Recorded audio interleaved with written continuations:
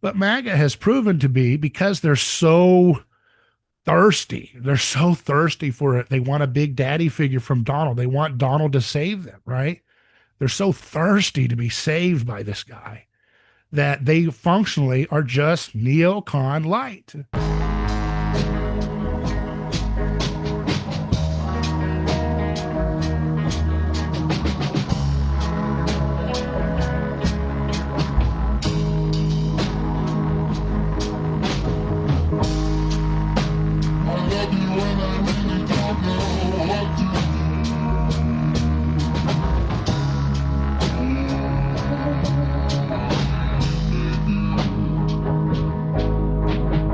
So I wanted to do a show today to kind of cover some of the news headlines going on from the perspective that we've come to expect on things hidden, which we like to look at the deep history, the anthropology, theology, and see how it fits in with what's going on in our current events.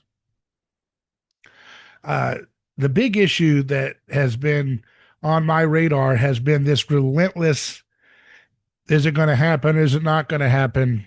Footsie with going to war with Iran, this continual inability of Donald Trump to be able to say objectively no to the neocons, the war hawks, and the Bibi boys in D.C.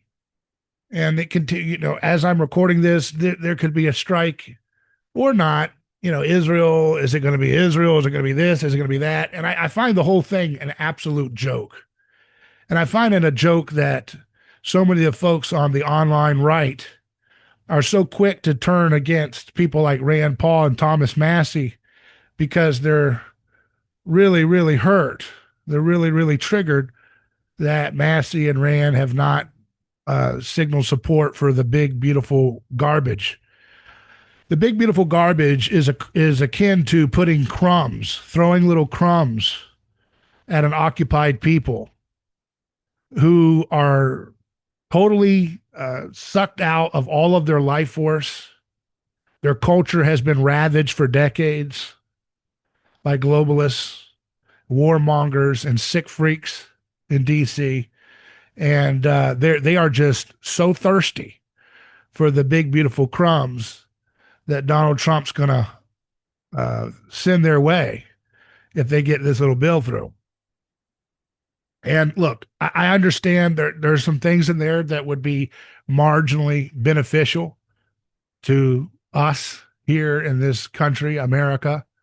But again, these are marginal values. This is crumbs, okay? Because as long as this is the same little government that wants to perpetually keep pushing things with Ukraine and Russia, keep sacrificing our sovereignty for another Middle East entanglement, as long as that can't be stopped. Rand Paul and Massie are the only folks that ever spoke against or voted against consistently support for the perpetual war machines that Bibi boys want.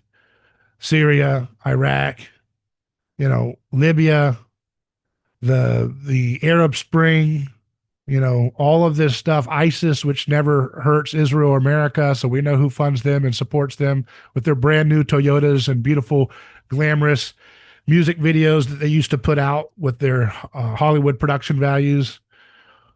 All of these folks, Al-Qaeda, Al-Nusra, all part of the same foreign policy package.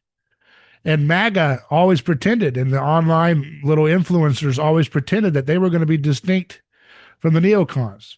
They're distinct only in just shades of emphasis, whereas the neocons were much more openly open borders. And, that's about the only distinguishing factor between what the MAGA is supporting. MAGA is not going to get their 20 million people deported. That's not going to happen with them, okay? They have no ability to leverage and put fire on and hold accountability to the folks that they put in place to get things done like that, including Trump. They're already trying to get rid of Massie and Rand Paul and try to destroy them. When, as Massie said, he's the only guy that doesn't have a Bibi boy being his little minder, being his little controller when it comes to his foreign policy decisions in the U.S. House. He said that with his interview with Tucker Carlson, that he's the only one that doesn't get the APAC handler because he's not interested in that. But MAGA is so quick to turn on those folks, the rare ones that we still have there, that have any modicum of dignity and honesty and backbone and sovereignty. They want to eliminate those guys so that we can have more what? Little Marcos, what? All these little folks that are just forgettables. We don't want that. And so that's the thing that I have a problem with, is that there's the lack of loyalty to people who have been the only lone voices, who have said no to the war machine consistently. Oh, but we need them to pass this domestic bill. Okay, I get it. And I've had Tom Luongo on my show, and he's got a very elaborate, argument and all these things that you have to look at behind the scenes of the financial thing that may or may not all come to pass. And even he admits that. May or may not all come to pass. And it's very contingent on several delicate things happening for it to all work out the way he's envisioning. But in his scheme of things, there's this need to pass this bill. And I can understand if what he says turns out to be true, then sure, maybe this is something that would be a part of that kind of return to American sovereignty that people have wanted for some time. But I'm not very bullish on that, given the attitude of these disloyal, dishonest folks in the online right that they're paid off for $50 a tweet or $10 a tweet or whatever their cheapness allows, to continue to attack just a couple of the folks left in DC who have kind of continued some of the things that Ron Paul pioneered. Do I agree with Rand Paul and Thomas Massie on everything? No, I don't. Do I agree with their tactics? Do I see problems with some of their vibe and how they try to make a point? I get that, right? I get that there's some room for discussion, but to just turn on people and say they should be voted out, totally ostracized over not supporting this $5 trillion bill or whatever, it just shows you how feckless and neutered that a lot of this online MAGA base is. And I emphasize online because I think in the real world, most of the folks who voted for Trump are not turning against Rand. Now, I know they're getting, the talking points drilled into them from all the usual suspects online. Grandstander. They all squawk like little parrots. Grandstander, as they defend Donald Trump. I mean, come on. People need to get out of their slumber. Needed to wake up. Is he going to push back? I hope so. And if he does, and if he fights back against that, then guess what? I did my role, and the MAGA loyal cultist didn't. Because I'm one of the few folks out there who will push back when he's completely wrong, and then still say there's some things that are good and give him praise when he does something good. But people who say, don't criticize him, trust the plan. He's got a secret plan to beat all of these warmongers and all this stuff. And, he's not going to let this war start, So how we can support him is just be faithful loyalists. That's not what Americans were supposed to be. Yeah, Americans are not supposed to be little collectivist loyalists that sit there on the sidelines and say the way we win in our country is by basically undying fealty to our politicians that will save us. How pathetic is that?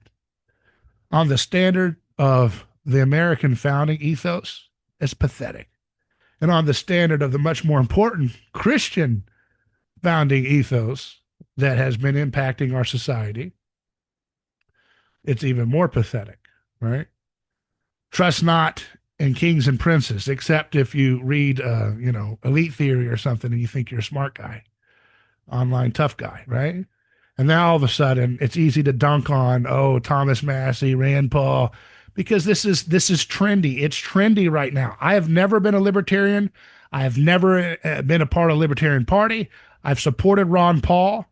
Ron Paul didn't even like the term libertarian, right? But I understand that, these folks that want to talk tough about libertarians are really just following a mimetic trend. It's trendy to say, oh, that's not cool anymore. That's out of touch. And I actually understand, again, some of the areas that they're coming from, I can agree with that it's out of touch to approach politics in this way or that way, right? And I get it. But still, it's cheap, it's immature, it's pathetic. It's not what leaders would do, is to go after someone like a Thomas Massie and use your little mob mentality to attack some of the last couple folks that will ever say anything slightly true about the big things that matter, like these wars that we're on the precipice of going through. So I've just I've been watching this Iran war rhetoric since I first started writing political commentary when I was 17 years old at WorldNet Daily, right in high school age. And they were pushing for this wars. They said Ahmadinejad was looking for, that girl to come out of the well, like in the movie The Ring. And then once she came out of the well, then he would just start shooting off all kinds of, suitcase nukes all over every city in America. That's what these idiots were saying back then, Mark Levin and all these stupid idiots. But MAGA has proven to be, because they're so thirsty. They're so thirsty for it. They want a big daddy figure from Donald. They want Donald to save them, right? They're so thirsty to be saved by this guy that they functionally are just neocon light, diet neocon, right? Big debt spending, big entitlement spending, big welfare queens, big corporate welfare queens, managed trade deals that are just tinkered slightly a little bit more, get a little trickle nuggets for the workers here in America. Big income tax is still there, right? Big central economic planning, big wars, perpetual wars, never ending wars. All those wars have totally mutated and destroyed the cultural fabric of America. I believe that the gender dysphoria and all of these other like lawless, nihilistic kind of trends that have become so popular in America are downstream from a war machine, a culture haunted, or what I would say possessed actually by the spirit of empire, which ruins people's moral sensibility, moral framework. They can't see straight. They can't think straight. They can't gender right. Right? They can't be an embodied person when they're so disembodied with Gnostic platitudes to justify the unjustifiable, which is mass slaughter of people and mass slaughter of their neighbors in these damned wars. Okay. And so I've written about this at the American Conservative, WorldNet Daily, all these places for years, and it's still going on. And here's the latest iteration of George W. Bush fanboys. I thought they'd be better. They had promising rhetoric. And yes, there is some marginal improvement, but this online MAGA mob is nothing but Dick Cheney fanboys and fangirls. Warmed over, couple little minor tweaks, functionally the same. The people that make the money off of the killing, the people that consolidate power off of this senseless wars and debt and all this usury, they're all happy. They're just doing just fine, as if Dick Cheney was still running the show with W. Oh, but we're this different or that different. Not really, not functionally, man. Not until we see clear rhetoric and clear action that severs our relationship to this insane death machine in the Ukraine war, and this insane death machine in this fight for going to war with Iran. And I find it contemptible that these folks, people like Mark Levin and all these other little clowns, have such absolute despicable hatred for the American soldier's life, as if they couldn't treat anyone with more contemptuous hate in terms of the value and the worth of the American soldier's life by gambling for their entire career, trying to shove us into a reckless war with Iran, which would be a catastrophe far beyond Iraq. And MAGA, when they take the bait, like a bunch of dumb lemmings that are still living in 2004 Dick Cheney land. When the rhetoric heats up and they go, oh, we don't want war with Iran. Meanwhile, they're pushing to eliminate the last couple folks with a platform in DC politics, Massie and Rand, who would ever say anything against those. They want that totally silence, and but it's because of the domestic thing. But they're suckers. They don't understand the sleight of hand here. Oh, let's get rid of them because of the domestic. They're not supporting this stupid bill for the crumbs we want for our tips. It's not because they're supporting, so that they're not taking the general rhetoric. There are the neocon rhetoric is pretty pervasive in a lot of MAGA, but there's still a large strain that still says, no, we don't want to do war with Iran. And then the base, the people outside of the online world, are definitely against war with Iran. But they're getting this sleight of hand trick where it's like, well, we don't disagree with Rand and Massie about the Iran rhetoric they have. We just disagree with them about them being in the way of this stupid crumb bill. We want our crumbs. After they go to war with Iran, we got to get our crumbs. Right?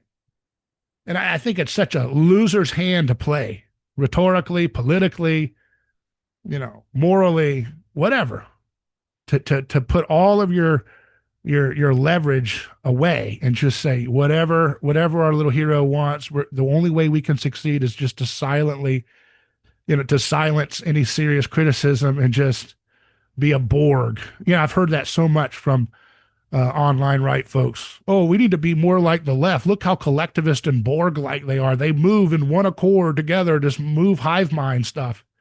You really want to be more like that? You're already pretty close to that already. You want to be more unthinking, more diverse and lack of diversity of thought and feedback and debate. They know not what they desire. And, all of this is predictable from a biblical anthropology standpoint. The more people fight, the more they become the same, the more alike they become.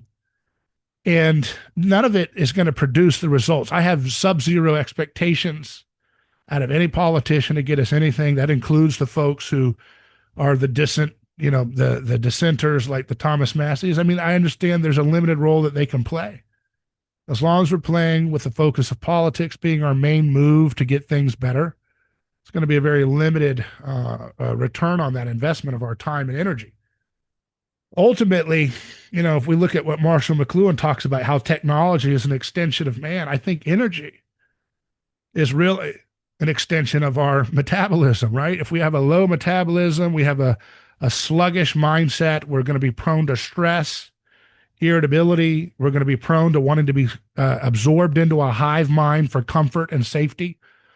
And we're going to have an inability to stand up and think for ourselves and think critically, even if that means not getting to be a part of the ecstasy of the crowd and every little manufactured crisis or scandal that pops up on the daily in the social media world.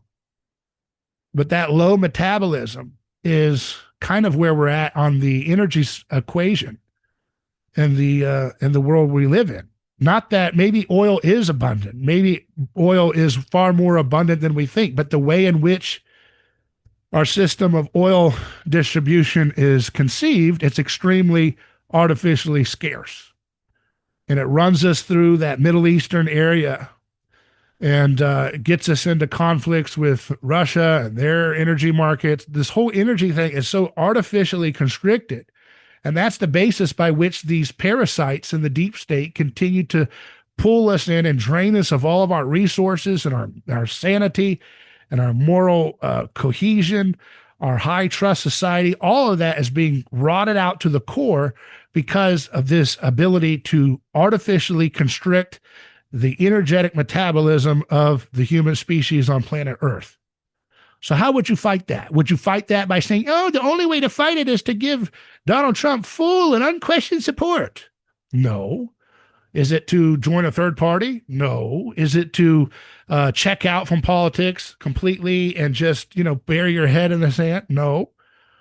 Not that there's only one solution for all of us, but one very clear one, if we have any kind of strategic mind and part in terms of our part of what we can do, it would be to focus on the energy, to create energy, abundant, endless energy that doesn't have any ability to be sequestered into, it's got to be Saudi Arabia or this pipeline or that thing.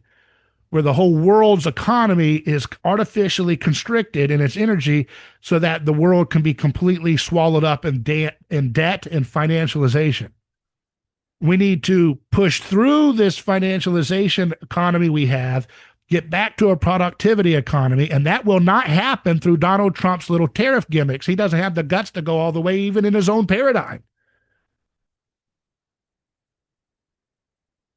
That's marginal change. That's not going to be the kind of change we truly need. The real change that will change our relationship as a human species towards the mobs and the mafia folks that trade with trade in children and all kinds of trafficking and disgusting behavior, wars and killings, these psychopaths. The only way the human species can get past them is to break through their artificial control of energy.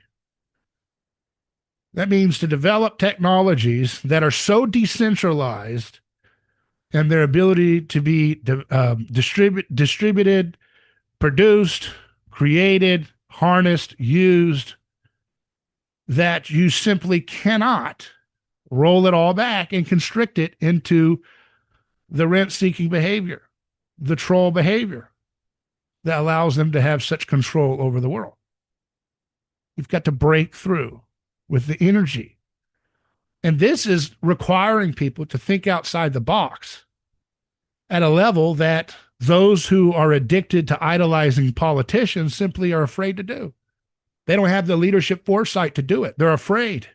It's not trendy. Right now it's trendy to pick your little team, to talk about how libertarians are the bad guys. That's trendy. Oh, I'm doing something. I'm saying Massie's a grandstander. I'm doing something. How about low temperature nuclear energy? I don't know about that. Why don't you look into it? The textbook says that can't happen. Oh, okay. So you go run along like a little lemming, little MAGA, and be absolutely useless.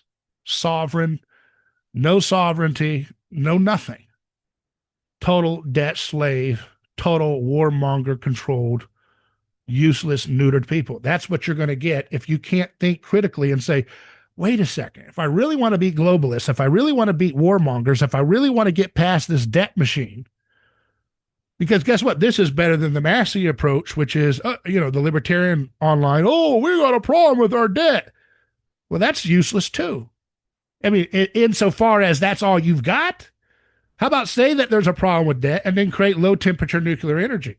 How about have 5 companies create it at the same time, startup capital? You guys could fundraise this stuff easily if you guys got your brains in the game. I'm talking about all the people online who are concerned about debt, who are concerned that America is not going to have much of a future, or the world for that matter. Look into that topic. Oh, but the textbook says that can't happen. Okay, well, if you're going to be that low energy that a textbook stops you like a concrete wall, then you're not ready to be a leader. You're not ready to even help leaders if you can't even start thinking with an open mind, thinking with a bold mind, thinking with a creative mind, which is your birthright, which is your purpose on earth. You were put in a garden, and then at the end of the story, the anthology of the Bible, there's a city with a garden in the middle of it. That means there was something that you were building. You were supposed to build something.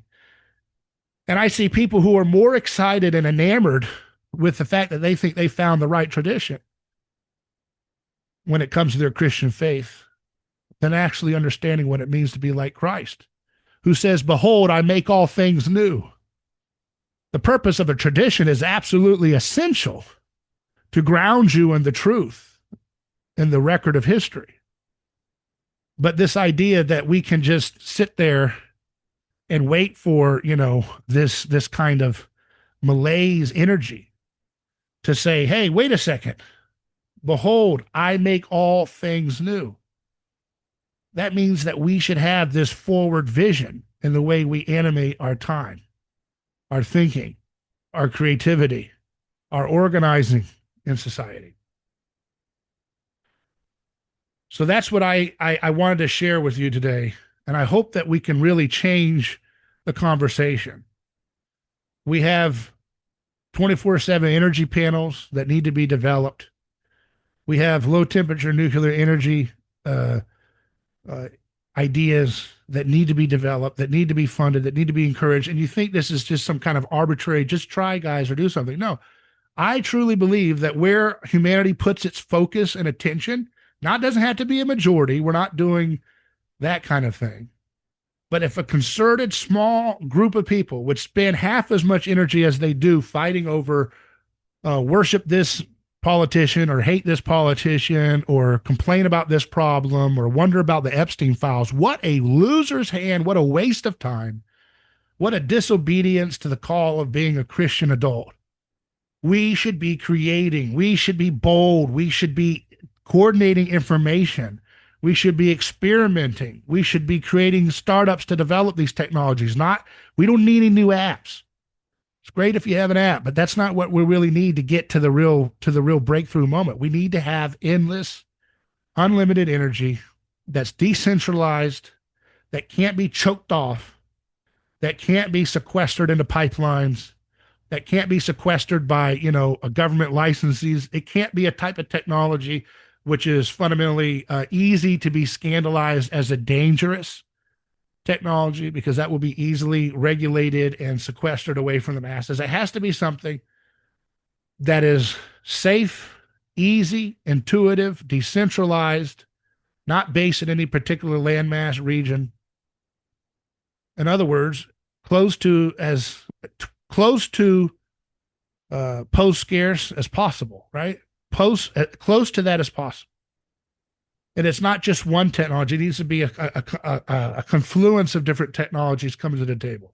But if people use that kind of courageous inquiry, they could get a lot farther along than fighting over scandalizing this politician or supporting this group, or this group's not cool now, that group's cool, or we have to be collectivists. We have to, read this book and that'll fix us. No, we know better than that. We know better than that. And those who have been listening to this show and watching this show for years, you know better than that. That's why you were ahead of the curve before a lot of the biggest things that have come along in this culture. When you understand human nature, when you understand anthropology, when you understand physics, when you understand these foundational forces that are moving things, the world becomes a lot more interesting in your ability to decipher where it's going and where it can end up. And there is a massive openness to the future. But we don't have to sit like little lemmings and say, well, our job is to sit in the crowd and cheer for the right characters and boo the right characters and enjoy the show and buy the merch. No, that's not our job. That's what I see with these podcast circles and all this stuff. Pick the right team, use the right memes, say the right little catch naughty words. Oh, wow, you're signaling that you're part of the little crowd, that's the little trend here, the little trend there. Nobody wants to do the hard work. It's like the little red hen. Nobody wants to bake the bread. Nobody wants to make the flour. Nobody wants to make the low temperature nuclear energy. Nobody wants to say that they're the weirdo trying that thing. Nobody wants to say they're creating panels with dense energy in the form of what we've talked about this on the show many times, that you can have these 24/7 energy panels. We have them, but we need to have people doing more of this. More talking about this. This needs to be a community around this. Just like you guys rip off my ideas on other podcasts for politics or scapegoating or charade or what other things, rip off this stuff and actually get in your garage and do these things, or work with and find engineers who are doing it and support them and help them better than I have, or better than, what we have been doing behind the scenes. But we need lots and lots of people giving an attention and their energy and their creativity to this framework, because that's the kind of change that's going to really make a difference. And then you have other things like being able to have elemental transmutation, that we don't have to fight over who's going to have access to Ukraine's minerals and all this archaic, 19th century approach to things. We're past that, right? But as long as your framework is limited to reacting to whatever the left is doing, or reacting to whatever this MAGA is doing, or libertarian, or whatever little gimmick that makes you fired up and feel like you're in a little fantasy world, you're out of the game. You're not in it. So think critically. Think about how to raise the metabolism of the whole human species by getting the right kind of energy paradigms distributed, developed, talked about, excited, Bring all the attention economy to that. As long as they have real energy behind it, real productive energy that can be used for the economy, that's what we need. Because when we get that, then we get to say bye-bye to those who constrict us with debt. I'm David Gornoski. You can email me, hello@aneighborschoice.com. Godspeed. One more note about the concept of tradition. Tradition is absolutely vital. You got to have tradition to have the wisdom to not fall into the same old mistakes that have been plaguing people in the past. So there's no question. We want tradition. And tradition is essential for the life of the church.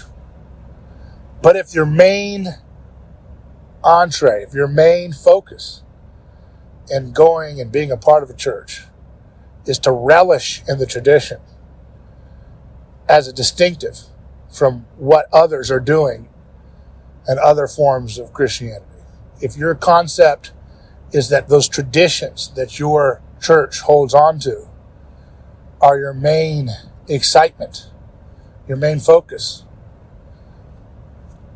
then you've missed the plot. Look at Jesus' first miracle. The best wine is served at the end, which gives us an orientation as to how all of Jesus' mission in history, and therefore our mission as part of his body, will unfold. The best wine is yet to come.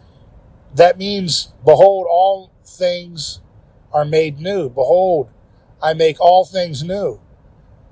Fits like a glove with the idea that the best wine is yet to come. The best wine is not in the past as this vintage that we look past to, trying to get back to the golden age of the church or the golden age of closeness to God. We are to go beyond even the Garden of Eden, right? Even beyond that. And so any kind of orientation of Christianity that gets you more excited about looking back as opposed to participating in the future today in the life of Christ is something that's not oriented in Christ. In Christ, the best is yet to come. In Christ, your attitude is effused with that hopeful, joyful, can-do spirit. High energy, pro-body, pro-humanity, pro-planet Earth, pro-matter. All of that is what it looks like when you're putting Christ first in your life in the church.